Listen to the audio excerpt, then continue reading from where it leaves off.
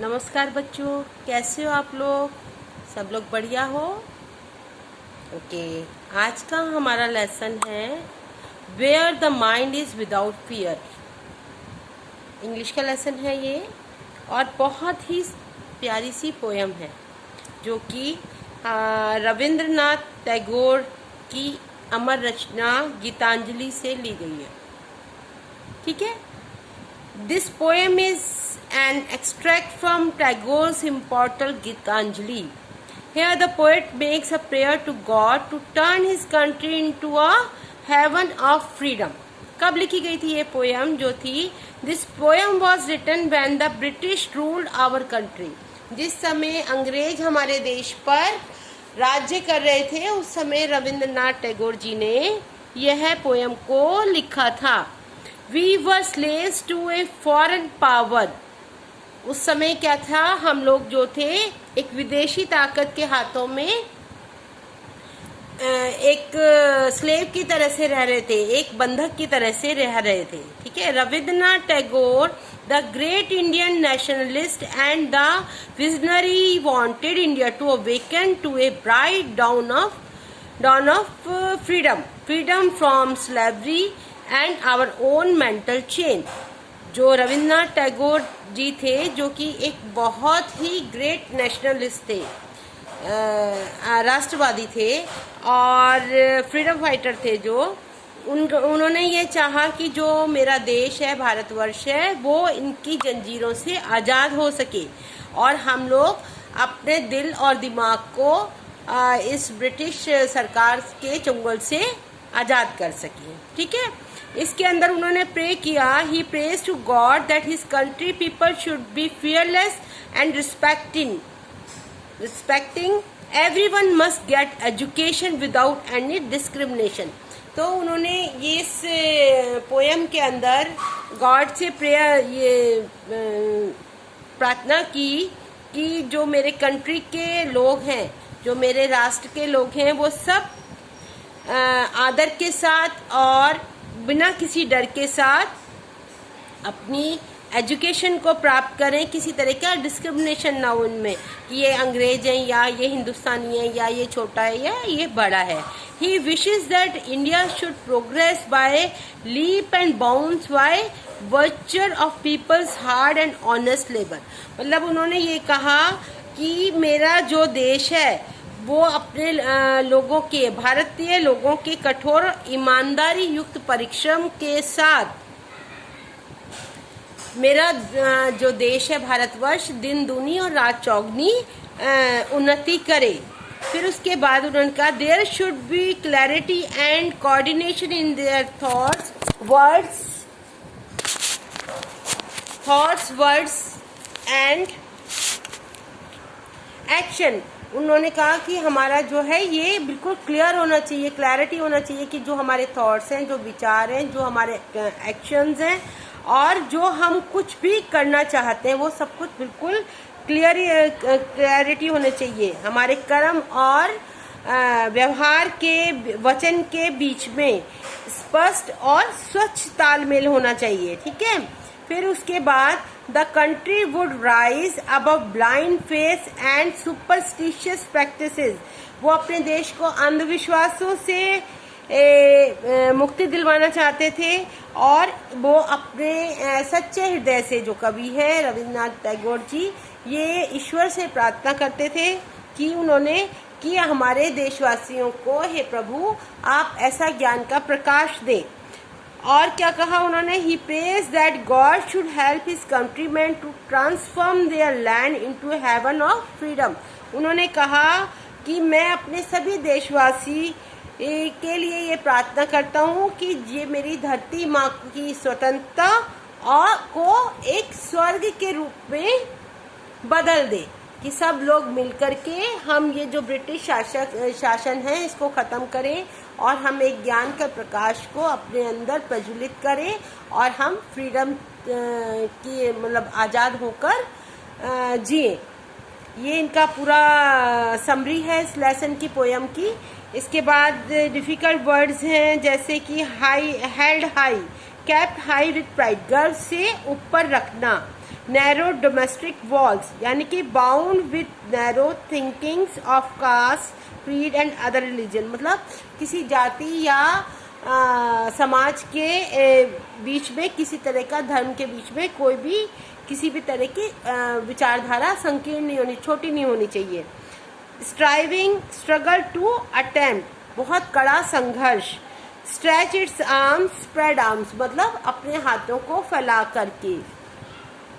Stream of reason, a flow of noble cause, मतलब पवित्र कार्यों की विचारधारा। फिर उसके बाद है कि आपका डेड हैबिट्स, मतलब सुपरस्टिशियस कस्टम्स, जो हमारे अंधविश्वास वाले रिवाज हैं, उनसे हमें क्या करना है, बाहर आना है। अब ये पोयम है, मैं इसको एक बार रीड कर देती हूँ और आप मतलब हम उसको स्टैंजा वाइज रीड करेंगे। Where the mind is without fear and the head is held high, where knowledge is free, where the world has not been broken up into fragments by narrow domestic wall। तो इसका मतलब क्या है, जहां मेरा sir यानी कि मस्तिष्क निर्भय हो, कोई मेरे पास कोई डर ना हो, और मेरा सर जो है गर्व से ऊंचा हो, और ज्ञान मेरे अंदर भरा हो, जहाँ संसार विभक्त ना हो। विभक्त मतलब क्या है कि मतलब जो वर्ल्ड है वो टूटा हुआ ना हो, आपस में कोई मतभेद ना हो। और अब फिर where the world has not broken up into fragments by narrow domestic walls, जो कि आपस में जो हमारे छोटे छोटे मतभेद होते हैं लोगों में, इस तरह का कुछ भी नहीं होना चाहिए। फिर सेकंड है उसमें, where words come out from the depth of truth, where tireless striving stretches its arm towards perfection, where the clear stream of reason has not lost its way into the dreary desert sand of dead habits, where the mind is led forward by the into ever widening thought and action into the heaven of freedom, my father let my country awake। तो वो भगवान से प्रार्थना कर रहे हैं कि जैसे जहाँ हमारे क्या है शब्द आते हैं, जहाँ पर सत्य नजर आता है, सच की बाउंड्री पर हमारी जो भी बुनियाद खड़ी होती है वो बहुत समय तक चलती है, जहाँ पर लोग बहुत ज़्यादा प्रयास करते हैं, मतलब बहुत एफर्ट करते हैं, ठीक है, और जहाँ पर क्या है लोग सब एक दूसरे से मिलकर के, साथ मिलकर के चलने की भावना रखते हैं, पूर्णता की ओर, जहाँ विवेक को स्वच्छ झरना ना खोदे अपना मन, और जहाँ दिल से लोग एक दूसरे का रिस्पेक्ट करते हैं, प्यार करते हैं, एक दूसरे को बढ़ावा देते हैं, ठीक है। और मतलब उसमें फिर उन्होंने कहा है कि ऐसी भावना जो है वो हमारे देशवासियों में हो, और ऐसा ना हो कि जैसे एक शुष्क मरुस्थलीय रेत में मृत आदतें, जहाँ मस्तिष्क को अग्रसर किया जाए, मतलब ऐसा ना हो कि जैसे मरुस्थल के अंदर रेत ही रेत खिंडा होता है, कोई गर्मी होती है बहुत ज़्यादा, कोई किसी का कोई सहायता नहीं करता। वो कहते हैं मेरे देशवासी ऐसे होने चाहिए कि उनके अंदर इतनी हिम्मत हो, ये ब्रिटिश जो ताकत है उससे हम लड़ सकें, हम सब एक हो सके, हम सब मिलकर के इतने अथक प्रयास करें कि ये ब्रिटिश शासन जो है हमारे की जो जंजीरें हैं वो हमारी टूट जाएं, और हम आराम से तेरे द्वारा निरंतर विस्तृत हुए विचार एवं कार्य स्वतंत्रता के उस स्वर्ग में मेरे पिता मेरे देश जागृत हो। तो वो कह रहे हैं कि हे मेरे पिता, हे ईश्वर, मेरे देशवासियों को आप ऐसी भावना प्रदान करो कि जिससे वो आपस में एक दूसरे का सम्मान करें, एक दूसरे के साथ खड़े हों, एक दूसरे का आदर करें, और एक जो बाहर की ताकत है, ब्रिटिश ताकत है, उसको हम हरा करके और अपनी स्वतंत्रता को प्राप्त करें, ठीक है। ये छोटा सा है तो पोयम, बहुत अच्छी सी पोयम है, और इसकी स्टैंजा वाइज क्वेश्चन आंसर है। Name the poem and who has compose it. Name the poem तो आपका लेसन का नाम है where the mind is without fear, और किसने लिखा है ये? रविंद्रनाथ टैगोर ने। How can knowledge to be फ्री? Knowledge be free. Knowledge can be free only when education is made available to all citizen without any discrimination. मतलब कि हमारे जो है नॉलेज कैसे फ्री हो सकती है, जब हमारे देशवासियों को बिना किसी डिस्क्रिमिनेशन के एजुकेशन मिलेगी, यानी कि शिक्षा प्राप्त होगी जिसमें कि कोई डिस्क्रिमिनेशन, कोई मतभेद भेदभाव नहीं होगा, तो हम जो है क्या होगा, हमारी नॉलेज जो है, हमारा ज्ञान जो है वो बढ़ेगा और आज़ाद होगा। Who can not raise the head high, कौन नहीं करता, फियरफुल पर्सन, जो डरे हुए लोग हैं वो अपने सर नहीं उठाते। The fearful person can not raise his head high, जो अपना सर ऊंचा नहीं उठाते हैं, जो डरते हैं वो अपना सर ऊंचा नहीं उठाते हैं। What does Tagore mean by narrow domestic walls, जो नैरो डोमेस्टिक वॉल्स क्या है, the narrow domestic walls means on caste, creed, reason and religion, जो कि जैसे नैरो डोमेस्टिक वॉल क्या है कि ये जात पात, धर्म और इसके रीजन के अनुसार जो बनी होती है, ये हमारी नैरो डोमेस्टिक वॉल्स हैं, हमारी घरेलू दीवारें हैं। जो अब ये भाई ये शेड्यूल कास्ट है, ये नेपाली है, ये पंजाब का है, तो ये चीज़ें जब हमारे मनों में होती हैं तो हम आगे नहीं बढ़ सकते, और विदेशी ताकत जो है कोई भी, वो हमारे ऊपर अपना प्रभाव छोड़ती है। फिर सेकंड स्टैंजा मैंने आपको कराया, where words come out from the depth of truth, where tireless striving stretches its arm towards perfection, where the clear stream of reason has not lost its way into the dreary desert sand of dead habit, where the mind is led forwards by thee into ever winding thought and action। अब इसमें क्या है कि उन्होंने यही कहा है कि explain the tireless starving stretching its arms towards perfection. क्या बताया इसमें कि क्या चीज़ है, it means that should be continuous effort, कि हमेशा लगातार हमें एफर्ट करना है। We should be aim to achieving perfection, कि हमें अपने जो गोल है उसको अचीव करने के लिए हमें रेगुलर क्या है, कंटिन्यूस जो है हमें एफर्ट करना ही करना है। What does the poet mean by depth of truth? Truth क्या है, डेप्थ क्या है? Depth of truth is stand for qualities of pure truth, मतलब सच्चाई के लिए खड़े होना, non corruption, non violence, literacy and all qualities those let us feel great. क्या है कि जैसे मतभेद की भावना है, नॉन वायलेंस अहिंसा की भावना है, और लिटरेसी मतलब शिक्षा जो हमें आगे बढ़ानी है, and all qualities those let us feel great, जो कि हमें जो क्वालिटीज हमें अच्छा बनाती हैं, आगे बढ़ने में मदद करती हैं, उसका मतलब है डेप्थ ऑफ ट्रूथ। ये आप छोटे छोटे वर्ड्स हैं, इनको याद करोगे तो आपको इजी हो जाएगा। What does the dreary desert sand mean, इसका क्या मतलब है, जैसे कि हमारे कौन ये क्या है, मरुस्थल क्या है हमारे दिमाग का, क्या क्या चीजें हैं, old thoughts, habits and superstition which are no use, जैसे हमारे पुराने विचार हैं, या जैसे हमारी पुरानी आदतें हैं, या जो भी हम कुछ ऐसी चीजें लेके चलते हैं सुपरस्टिशियस की, ये ऐसा होगा, ऐसे करेंगे तो ऐसा होगा, तो ये चीजें जो हैं ये क्या है, हमारे सारे ड्रियरी डेजर्ट्स हैं, डेजर्ट सैंड है।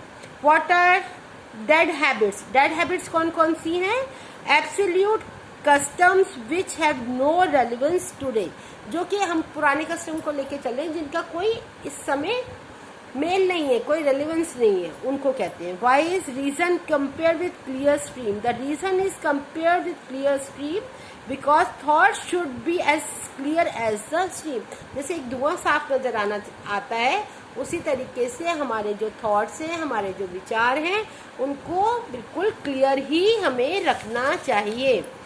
ये आपका लेसन कंप्लीट हो गया। उसके बाद आपका टेक्सचुअल क्वेश्चन आंसर्स हैं 10.1 के। What is mean by mind is without fear and head is high held high, tick the correct answer. MCQ question है, इसमें कौन सा आएगा, to be fearless and self respecting, मतलब हमें डर की भावना को हटाना है और अपने प्रति जो है आत्मसम्मान को रखना है, सेल्फ रिस्पेक्टिंग है, अपने आप का आत्मसम्मान का को समझना है। उसके बाद है वाई हैज़ ये the domestic walls are usually associated with safety, comfort and love. जैसे डोमेस्टिक वॉल्स जो हम बताते हैं वो किसकी होती हैं कि जैसे सेफ्टी की, कंफर्ट की और प्यार की होती है। बट इसमें क्या है, ये क्या है, इसमें ये जो पोएम में बताया है the ideas which are petty and narrow minded, इसमें जो बताया उन्होंने जो डोमेस्टिक वॉल्स बताई है कि जो हमारे दिमाग के आइडियाज हैं, जो पुराने ख्याल आते हैं, या जो आप समझिए कि हम दकियानुसी बातें जैसे समझ लीजिए हम उनके पीछे लगे रहते हैं, तो ये हमारी डोमेस्टिक वॉल्स हैं। फिर उसके बाद है why is reason compare with clear stream. तो इसमें क्लियर स्ट्रीम का मैंने आपको बताया, clarity of thoughts is compare with clear. जैसे क्लैरिटी ऑफ थॉट, जो हमारे विचार जो हमारे मन में होते हैं वो ऐसे क्लियर होने चाहिए जैसे कि हमें एक क्या नजर आता है, धुआं नजर आता है। Where has reason lost its away in the dreary desert of dead habits. मतलब क्या है कि जो हमारी पुरानी दकियानुसी आदतें हैं उसमें ये जो हमारे विचारों का धुआं है, जो स्वच्छ विचारों का स्पष्ट विचारों का धुआं है, वो कहीं खो गया है। फिर उसके बाद आपका जो है ये वाला, how does the poet describe heaven of freedom. उन्होंने कैसे बताया है कि स्वतंत्रता का हेवन मीन्स स्वतंत्रता का स्वर्ग वो कौन है। Where here the high held high knowledge is free, where people are open minded and rational. कौन सा स्वतंत्रता का स्वर्ग होगा, जहाँ पर लोग सोचने के लिए, अपने विचारों को व्यक्त करने के लिए फ्री होंगे और लोग जो हैं ओपन माइंडेड होंगे। ठीक है। Who does the poet address as thee and my father. किसको बोला उन्होंने, माई फादर किसको बोला है, गॉड को बोला है, भगवान को बोला है उन्होंने। Pick out the metaphors and similes from the lines given below, but sweet as dream my self I found with in the pilot boat. तो इसमें क्या, विंड, इसमें मेटाफर्स हैं। Wind was a torrent of darkness, road was a ribbon of moonlight, और similes हैं swift as dream, ship went on like lead, I pass like night. मतलब ये इन्होंने सिमिलर जो बताए, स्विफ्ट एज ड्रीम जैसे कि एक ड्रीम नजर आता है, फिर आई पास लाइक नाइट मतलब जैसे रात गुजर जाती है, ये है। और इसके अलावा मैंने आपको ये सारे क्वेश्चन आंसर सब कंप्लीट करा दिया है। इस लेसन को आप अच्छे से समझो और इसके क्वेश्चन पोएम को आप रीड करो 1 बार 2 बार 3 बार। जो बच्चे पढ़ सकते हैं वो अच्छे से इसको पढ़ें। जो बच्चों को थोड़ा सा पढ़ने में प्रॉब्लम हो रही है तो वो अपनी मम्मी से या अपने बहन भाई से या डैडी से, जिससे भी थोड़ा हेल्प ले करके इसको रीड करने की कोशिश करें और इसके क्वेश्चन आंसर्स को कंप्लीट करें। Okay, bye bye, see you. अगर कोई प्रॉब्लम है तो आप मुझे फ़ोन कर सकते हो, मैसेज कर सकते हो। Have a good day, bye bye, thank you.